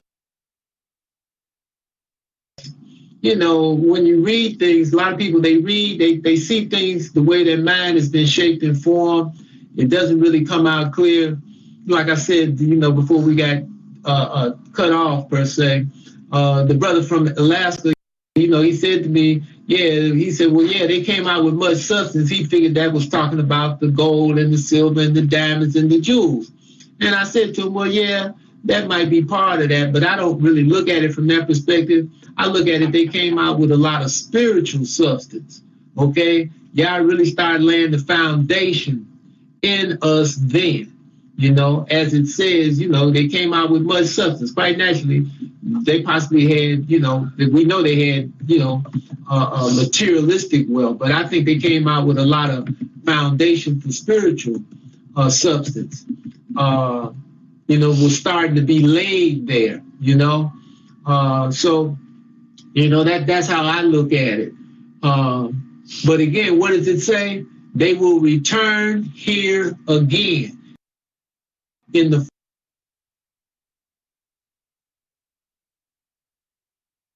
fourth generation. They will return here again. That's what was said to Abraham when y'all said that to him. He really hadn't looked at that, but Abraham was where? In the land of Canaan. So in the fourth generation, after they went down into Egypt, they came back to the land of Canaan. See? And so, you know, and they see it, but they don't let you know that they truly understand.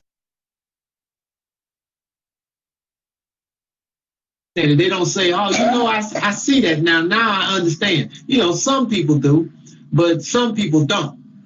And so then he, you know, he like, okay, then he went to something else, and we you know, we dealt with that when I was talking to David in the conversation. He kept running over at even when it says on the 14th day at even. If you listen to what he put up, he tells his class, when he took them to that Jeremiah, I think it's 23rd chapter or whatever, he took them there when Yah is saying, it's right around that area if it's not the 23rd chapter, when Yah says, you know, if they would, you know, obey the Sabbath day and keep the Sabbath day from polluting it and not carrying, it's all right to go out on the Sabbath day. That's how he brings it to his class. He said,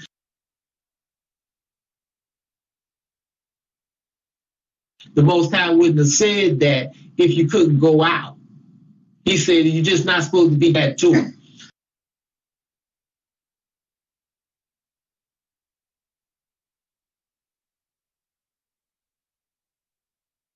And, you know, that's his take on it, right? But, again, it's explicitly said in that 29th verse, 16th chapter Exodus, let every man abide in his place. You look up abide, it means stay, remain, don't leave out. And again, that's right in harmony with Leviticus 23:3. It's a holy convocation where? In thy dwellings. Thy dwelling. Look up dwelling, and what's the definition of that? Where you live, where you reside. You see what I'm saying? Like I told him, I can't make you understand. You know what I mean? And if that's how you see it, that's how you got to proceed on it. You know, and at the end of the day, if that's how his class and anybody else sees it that way, then that's how they got to deal with it. Okay?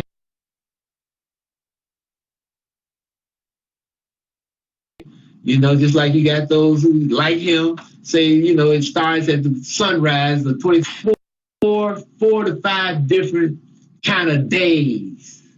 Okay, when you look it up in the dictionary. You got that day, like I said, where you're just talking about the daylight. You got that day where they call it the solar day, which is a 24-hour day, right? From dark to dark. You know, you got that day, they got a certain term for it, from midnight to midnight. They got a certain term for that. They call that the day, a day, from midnight to midnight. But as Zachariah pointed out earlier in this session, I don't know if any of you saw it, you know, he put up there where, you know, they still say it's night to night, dark to dark. They just say it's 12:01 a.m., you know, to 12:01 a.m. You know what I mean? That's what they call that. And they got a certain expression for that day in the dictionary. And then they got a fourth and a fifth one, I think. I know they got at least another fourth one. So, you know, with this English language, you get hung up in semantics. You got to, you know, discern. As I said about even and evening, you know, when it says even and evening, they got two different definitions, both of them. You got to discern which one is applicable the way you're reading. What's the next question? Okay, Yohanan, you asked, is almond milk okay? Yeah, as long as the almond milk, I spoke on that in the past. You got to make sure you read the label and make sure there's no carrageenan in it, okay? Because some of this almond milk they make has got carrageenan in it. I noticed, I went to the store yesterday, Friday, I think the Sabbath's over now, but nevertheless, I went to the store Friday and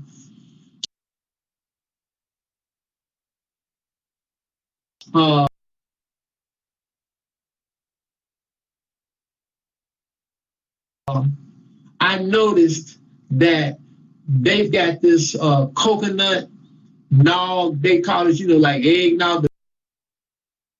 And when I saw that, I took it back. And evidently, others must have seen that, because I noticed they got it there, and I just was reading it, to see what was in it.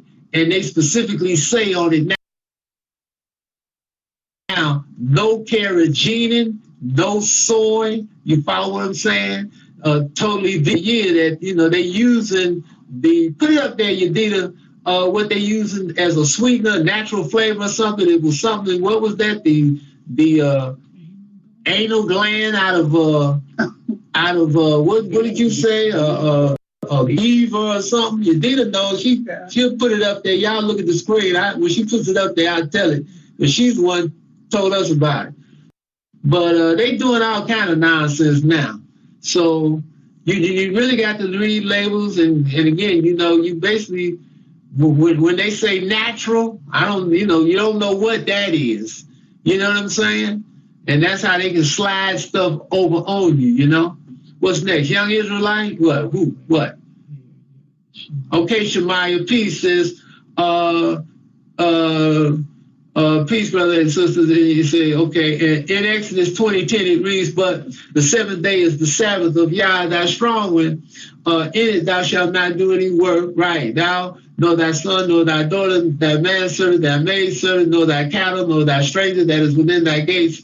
Why is thy wife not mentioned there? Okay, I couldn't tell you, sis. It could very well be, if the man is not doing any work, quite naturally, the wife is attached to him, or his wives, quite naturally, they can't do any work either. You see a lot of times where it just says, it'll mention the man, it doesn't necessarily mention the woman, but at the same time, we know that, the woman is she's hooked into a man. Women are hooked into the man. Basically, in the way, a woman's not a woman unless she got a man. Think about it. You know what I'm saying? She ain't complete unless she got a man. Okay? That's how I see it. And again, the book's been tampered with. And who knows? Maybe Esau deleted the woman in a lot of places to do what? Maybe that's one of his dialectics, right? To do what? Divide and conquer. Think about it, right? I mean, look in the early part of the 20th century, what he started promulgating. What was it? Bella Abzug. And what's that other chick's name, that Edomite? Gloria Steinem. Gloria Steinem, right? You know what I mean? These women suffragettes, right? The divide and conquer, okay? And Esau, like I keep saying, by any means necessary. And he knows if he can cause confusion in the household and divide the woman away from the man and the woman are crippled. Isn't that right? Because it takes both to raise children, to give them a complete view. That's why these children now, so that's part of the reason why they so messed up. Because they haven't gotten a male and female, household where they can see. That's why a lot of the children back from my age and a little beyond me, but not much, and going back, that's why they are a lot more stable than these children over the last 40, like definitely the last 30, 35 years. These children about the last 30 years, they all messed up. Okay? They got a lot of problems. Not all, but most. They got a lot of problems. Because they come from broken homes. Okay? They only had the view generally of the woman, not the man. And sometimes the man and not the woman. But they all messed up. You see a lot of these males highly emotional. Okay? Like I said before, a lot of these young girls, I've heard them out here in the neighborhood. They call a lot of these young boys bees. You know what the B stands for? Okay, they messing with it again.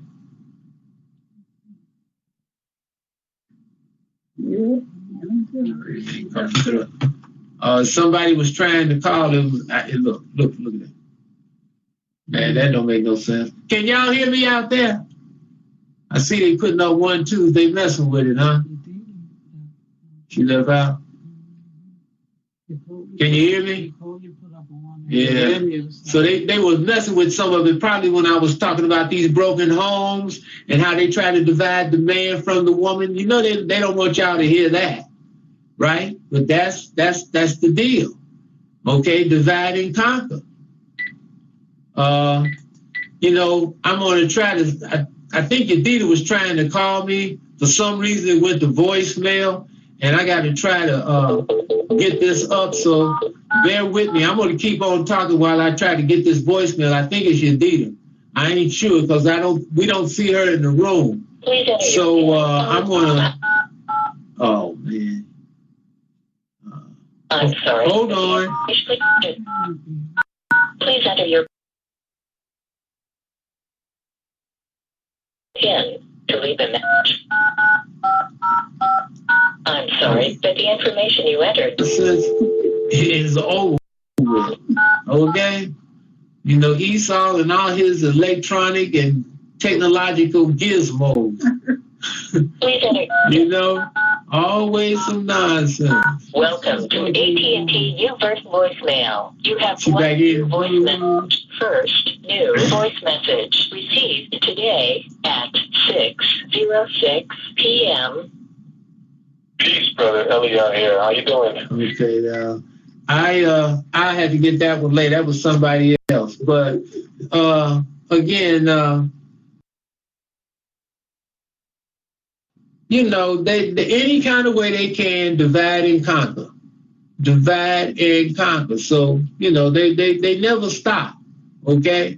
And again, like I said, if they can divide the man from the woman from the man, they've crippled both. And they definitely have crippled the children. It's just that simple. What's next? Young Israelite, peace, brother. Yahshua 24:15, Yahshua said, for me and my house, we will serve Yah. Okay, most definitely there, it didn't include the wife. But in the volume of the book of the wife, no doubt it's supposed to do the Sabbath agreement. But yeah, but young Israelite, when Yahshua said, me and my house, his wife or wives is part of his house. So they included. So he's saying him in his house, right? So the wife or wives are included with the children. Simple as that. What's next?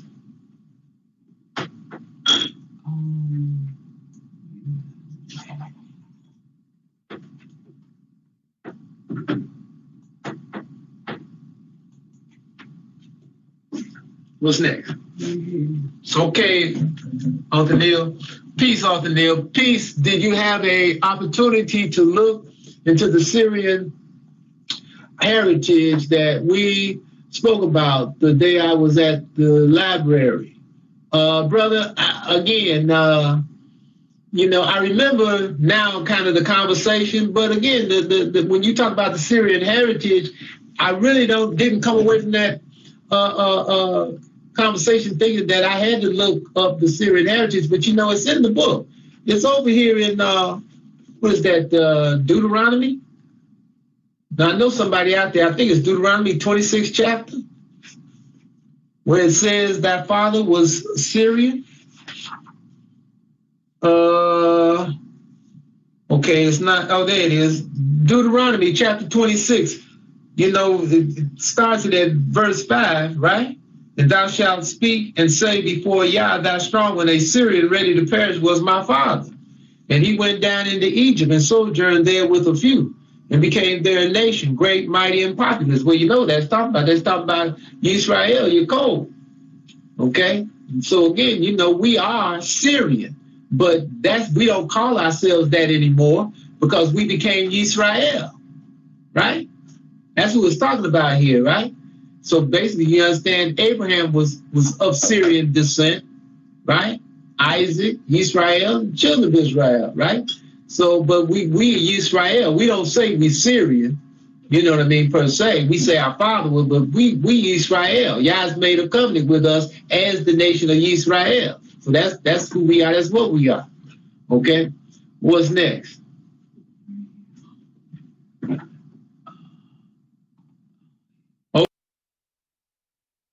Hold on. Okay, young Israelite, I have long locks. Ezekiel 44:20 says the priest shouldn't let his hair grow long. Should I cut them shorter, or is this when we get to the land doing service at the temple? Well, again, you don't know if you're a Levite.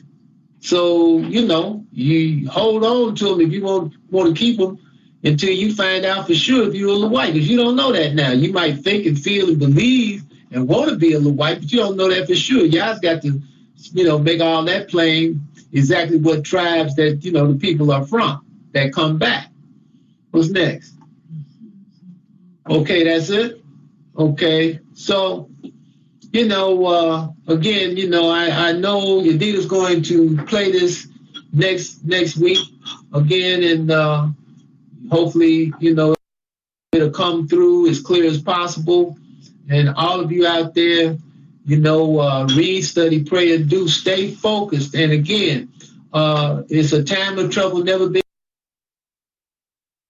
since it's been a nation. In Daniel chapter 12, we're living. Again, Esau changed it to Yaakov, but it's talking about Zion, and Jerusalem movement going to be saved out of it.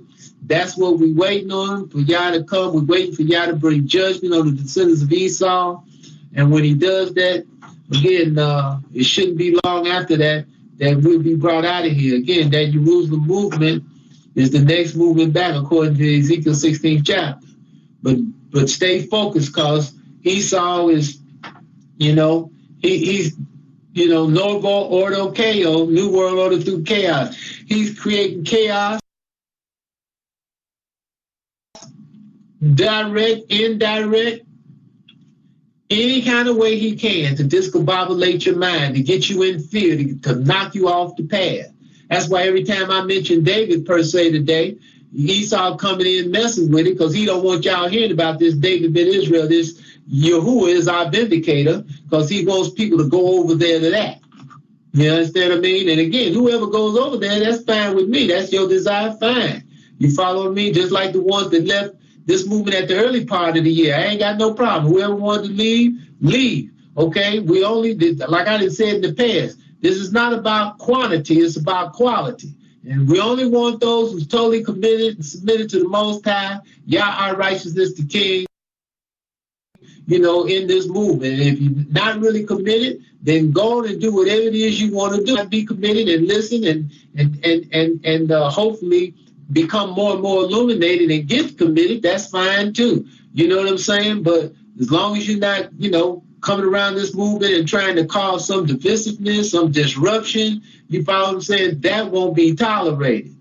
Simple as that. You want to come in, you ask questions. We don't care about whatever questions you ask, as long as they're sensible, they're not profane, and they're not, non, what I mean? Make them where they make sense. You see what I'm saying? With real questions.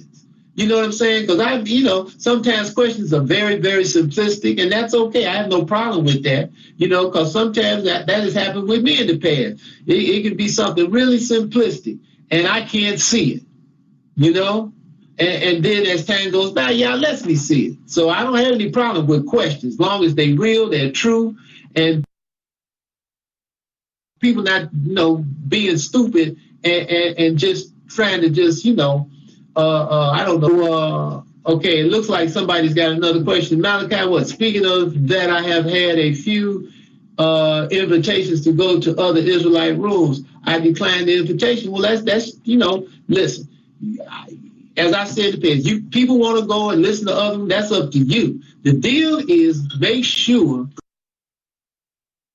that you discern wherever you go, But you make sure that you read and study, praying and doing, okay? Because again, when you know, as I said in regards to the New Testament, I don't direct people to that because why? You know what I mean? That's like sending them off into the swamp where there's quicksand and lions and bears and tigers. Oh my. You follow what I'm saying? Why send them off into that where they can get bumped off, where something can happen to them? You know what I mean? We're doing all we can to extrapolate, to bring people out of the darkness, not send them further into the darkness to get them more inhibited and caught. You see what I'm saying? To get them intertwined, to get them caught up in some nonsense. Okay, we're doing our best to make things as plain as possible, not complicated. Okay, so but if you want to go in the other room, be my guest. That's fine with me. You know you can judge. You got to judge for yourself because everybody got to stand on what they know. That's why Yah now he's in the process of refining the Jerusalem movement, preparing the Jerusalem movement, predicated on what you know, what you understand, and faith in Him. So that when the Jerusalem movement gets back, we're going to be faced with a dire situation not long after we get back. I'll put it to you like this, and I've said this and I'll say it again. When we get back, when the Jerusalem movement gets there, again, Ezekiel 11, verse 18, we start to get rid of all of the idols and images in Jerusalem, okay? Look at them ISIS boys right now, huh? You understand? Hezbollah, all of them ones into that Islam nonsense. Look at our own brothers and sisters who speak in that Islam nonsense that's, up there trying to protect the Dome of the Rock and the El Aqsa, right? That's what we going to be set in the midst of. Micah chapter 5, right? And read Micah 5. What does it say? We're going to be in the midst of that tarries no waits for any man. For anyone, we're going to be like a lion among sheep. You follow me? But at the same time, it tells us in Micah 5 that the Assyrian, who is the present day Iraqis, right? They're going to come up, some of them going to come up into the land. You understand? Because of the destruction of the El Aqsa and the Dome of the Rock. And again, they're going to smite the judge of Israel on the cheek with a rod. Okay?